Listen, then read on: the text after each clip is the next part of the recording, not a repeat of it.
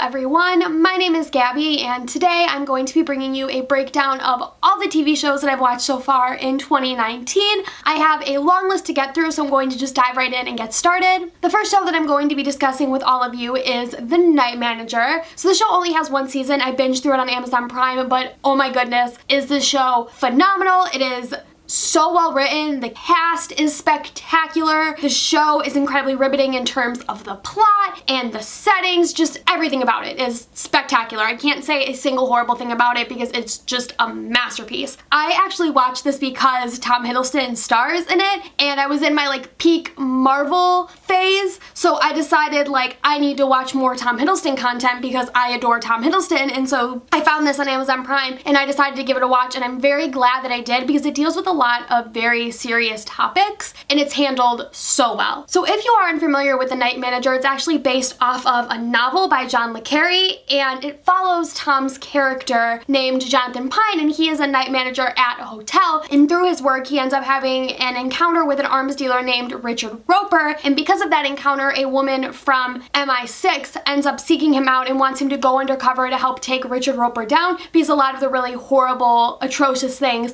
that he has done. Jonathan needs to infiltrate Richard Roper's inner circle and convince Roper that he wants to be his friend in order to take him down from the inside. Jonathan's character is having to see a lot of really terrible, horrible things that are quite honestly PTSD inducing while still having to keep his composure and potentially do things that are illegal. So it's definitely a very intense and wild ride. There's romance in it, there's action, and there's a lot of mind games and things going on. It's super intense. It's so well done. I definitely recommend giving it a watch. Tom Hiddleston completely and entirely deserved his Emmy for this show. He's just so phenomenal, and I love watching all the different things that he does because he can do something like Thor Ragnarok that is completely silly and ridiculous, and then do something like this that's very serious and hard-hitting, and it really shows his range as an actor, and I just adore him to pieces, and I'm so glad I watched this show. The next show on this list is one that has a sort of similar vibe, and that is The Newsroom. My Issues Today teacher actually recommended that I watch the show because he knew that I wanted to be a journalist, and so I saw that the show was on Amazon Prime. I watched the first episode and then I just binged through the entire thing. And again, this is another show that has a phenomenal cast and is incredibly well written and deals with a lot of very serious and gripping topics. The main character is played by Jeff Daniels. His name is Will McAvoy, and he is a journalist, he's a news anchor, and he has his own news show. And traditionally, he's known for sort of being relatively non-committal, and he just does whatever it'll take to get ratings and to please his audience, so he's not somebody who really ever takes a stand on anything. But that all changes when he attends a panel at Northwestern University in Evanston, and when he is on that panel, woman in the audience asks him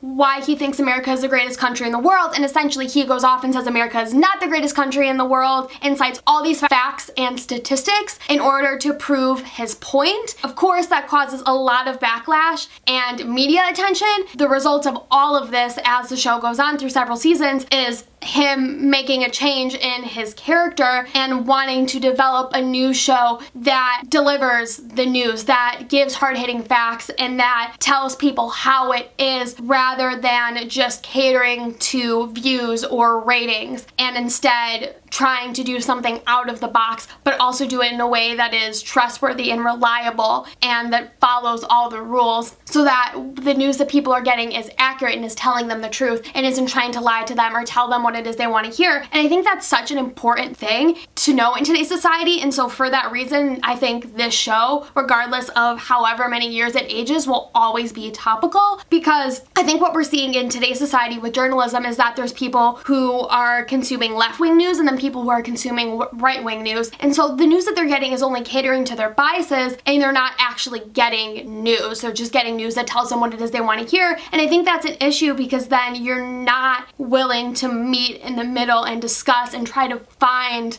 a common ground. Instead, you're just becoming more hate-filled and more spiteful, and while that opposition is good because it shows that we can have multiple perspectives, it becomes a problem when it becomes extremely polarizing, and I feel like that's what we're starting to see in society, and this show is sort of a way to say we need to tell the news as it is and not cater to a certain political bias, which I think is super, super important. Aaron Sorkin does a phenomenal job. He's a very brilliant writer. I've been wanting to watch The West Wing for a while and I've never gotten around to it, but it definitely makes me want to get around to it now after watching Newsroom. So I'm really glad I watched the show, and if you are into journalism or if you're just interested in seeing the behind the scenes of what goes on within a newsroom and how the news is curated and what type of steps need to be taken to make sure that a source is verified and that a story can be run, this is a show that does a really great job of that. And it also covers current news events. So like one example is an episode deals with the death of Osama bin Laden and him being caught, and that's a very intense episode, and it's definitely one that sticks out in my mind more, but there's plenty of other episodes that cover current and topical news as the show is airing, and it does a wonderful job of bringing those stories in and addressing how this news team would cover them considering their new agenda or the way that they want to present the news and have it be hard-hitting. So it's a really phenomenal show, and I definitely recommend giving it a watch. So on a little bit of a lighter note, the next show that I watched was season 3 of Queer Eye. So season 4 was just announced, and I'm very, very excited to watch season 4 as well. I feel like there's this gap between when I'm watching Queer Eye and when I'm not watching Queer Eye that my heart just feels super empty, because I love this show a lot because it is incredibly heartwarming and uplifting and empowering, and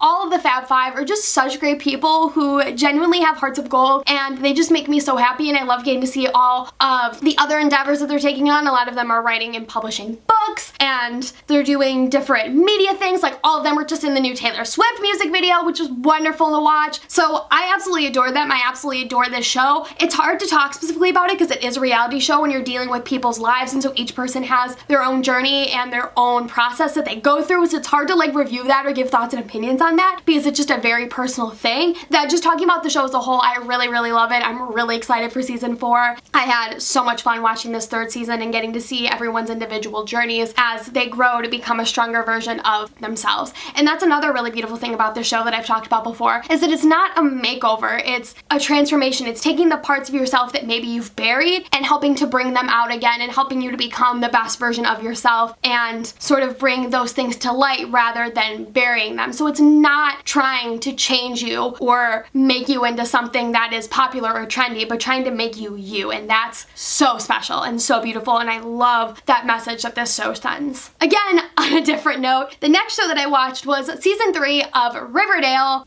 Okay, so I adore Riverdale. I think it's a great show. It is fun and entertaining to watch. I love the cast, but I'm starting to see why a lot of people don't like this show, because this 3rd season was just very ridiculous, and there was a lot of points where I was like, what is going on? And I just felt like very confused and just felt like the show was kind of all over the place. I've been starting to feel more about the show the more episodes that have aired. I felt sort of about the 2nd season for a while, and then it started to pick up. The 3rd season, like, it was good at points, and then I was just like, there's so much going on with the farm and the Gargoyle King, and then they had the Black Hood that came back, and I was just like, felt like it was too much. The season did end on a very interesting note, and I'm very excited to see where the writers take the 4th season, because it's going to be airing in October, so of course I'm going to watch it. But this season was definitely not my favorite, though I am excited to see where the show goes. So this is a show that I never thought I would be talking about again on this channel, and that is Shadowhunters, the last and final season. Thank God. I don't think I need to talk about this show and my thoughts and opinions on it. I just wanted to mention it because I persevered and watched every single episode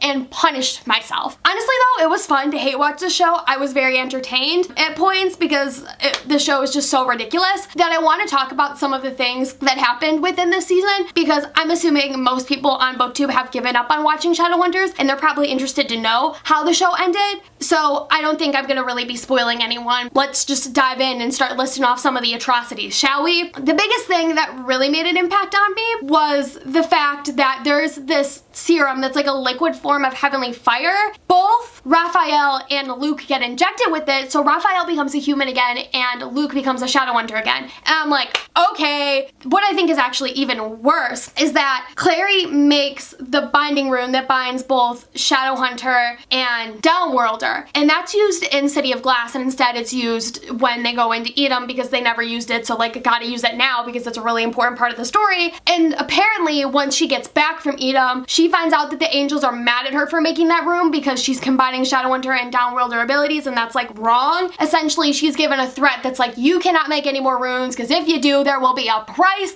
And so of course she makes another rune, and then as a result, the angels punish her. She loses all of her own runes and her memories of the Shadow World, and she essentially ends up having what happened to her that happened to Simon at the end of City of Heavenly Fire. I was like, are you kidding me? The thing about that bothered me so much is that literally in City of Glass, Ithuriel is the one that is giving her the visions of this rune so that she can create it and use it for the battle. Like, the angels in the books want her to make those runes. Like, how does that ending make any sense at all? It was infuriating. And I could go on forever. Another thing that made me very, very mad, because I've been waiting for this to happen. I was very excited because Jonathan and the Seelie Queen, they get together, and I was like, oh my goodness, this happened. They knew that it was gonna happen. And then Jonathan proceeds to kill her. So she dies. And I'm like, that can't happen. Like, she's probably a very crucial part of the final books within the Shadowhunter Chronicles, and she's a super important part of the Dark Artifices, and we need Ash. Like, Ash is such an important character. Obviously, we haven't really seen his full capabilities yet, but like, come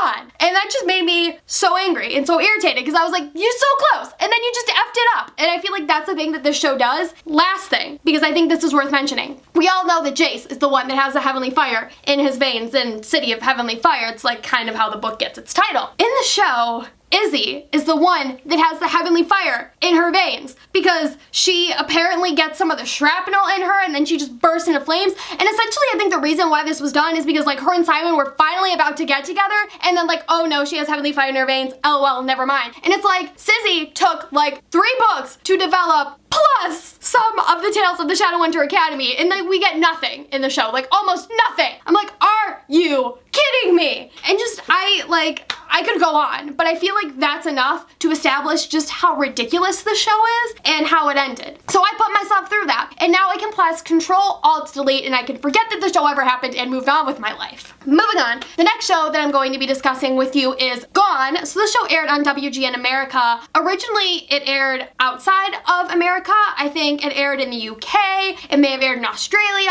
at one point, but it came to America late. Essentially, WGN America picked it up and it started airing here, I believe, in March sometime. The show is based off of a book and it follows a character named Kit Lanigan who was abducted at a young age and was later rescued. And so the show follows her as an adult, and her rescuer, who is an FBI agent named Frank Novak, recruits her to a special task force that deals with solving missing persons cases. Frank's thought is that by having Kit on this force and having her help people and her using her skills, her experience of being abducted, she can help comfort these people and help find them because she has that determination and that motivation because she doesn't want anyone else to go through what she went through. You have other people on the team who have dealt with similar issues, and that sort of starts to develop in bigger prominence as the show goes on throughout its first season.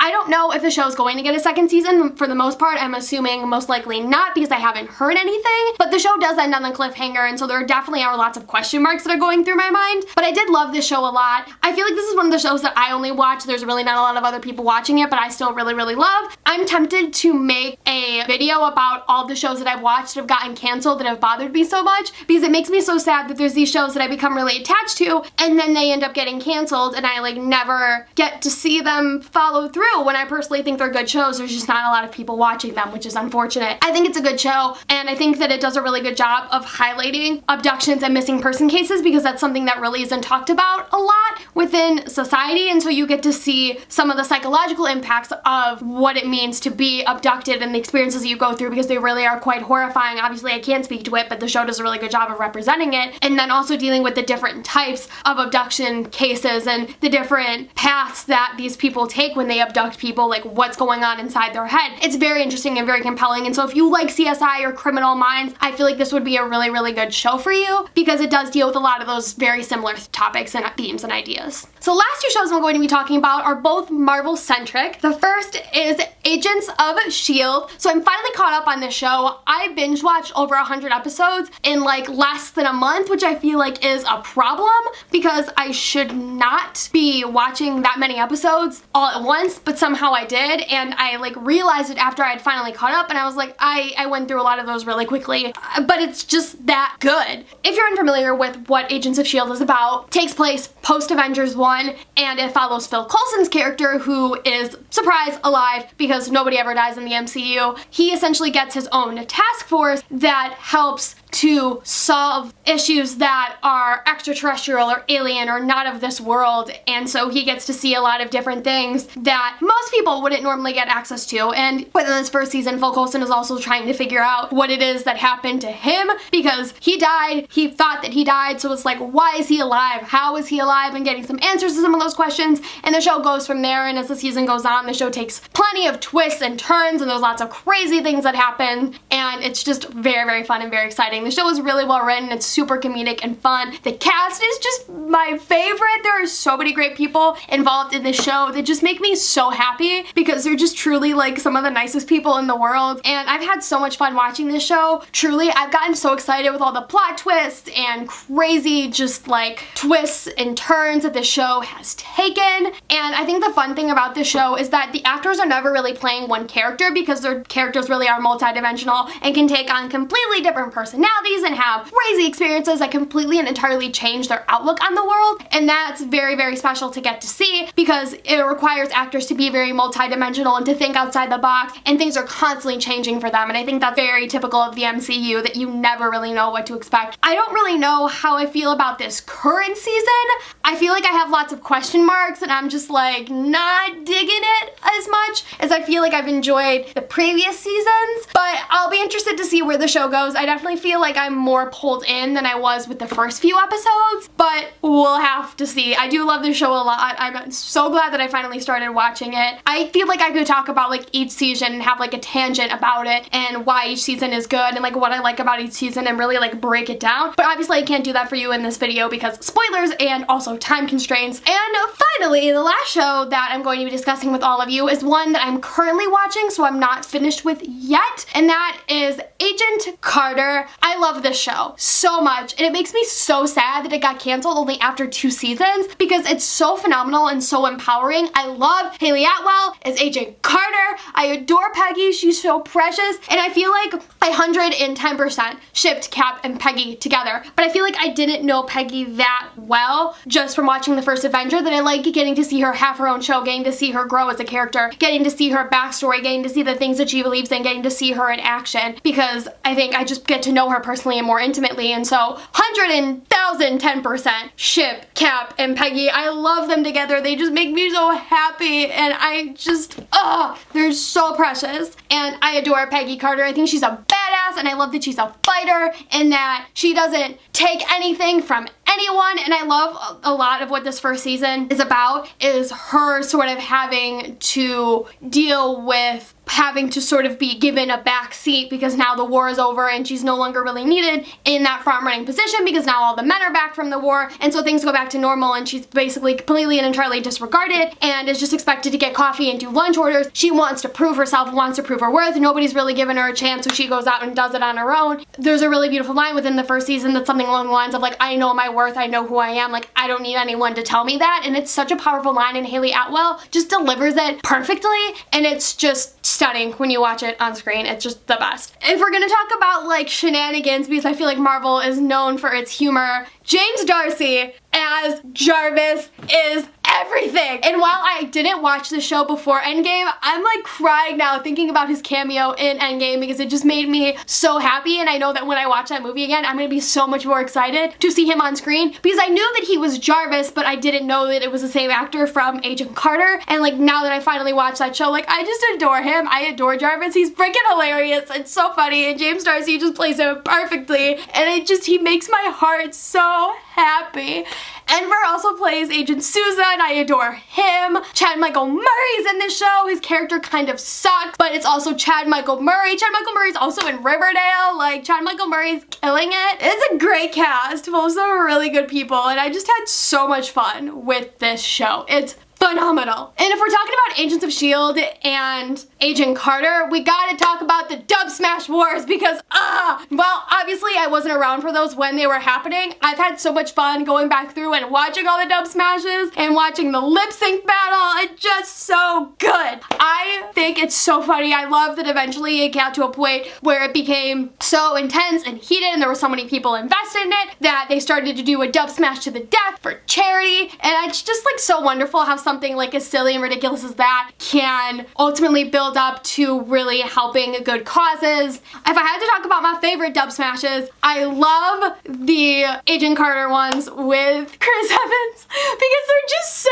perfect. And it's funny, there's the one that is I Had the Time of My Life from Dirty Dancing that you see Peggy and Steve get their dance and they kiss, and then you just have Jarvis holding a sign that says nobody puts Jarvis in the corner, and it's so perfect. It's so perfect. Both of the ones with Chris Evans are perfect, but like I think that one is just epic. And then the We Are the Champions one from Agents of S.H.I.E.L.D. was really good. Like all of them are really funny. They're absolutely hysterical, and there's YouTube compilations where you can watch all of them. I'll link some of them down below if you're interested in checking them out. But I love the Dub Smash battles. I feel like if I was talking about both these shows, I had to talk about the Dub Smash Wars because it was just everything. Yay! Okay, that's about it for this video. I watched so many good TV shows this year that have just made me so happy and so excited that it almost makes up for having not really read as much. If you want to follow me on social media, all my links are down below in the description. I think that's about it. Thank you all so much for watching, and I hope you have a wonderful day, and I'll see you next time with a new one. Goodbye! I'm trying to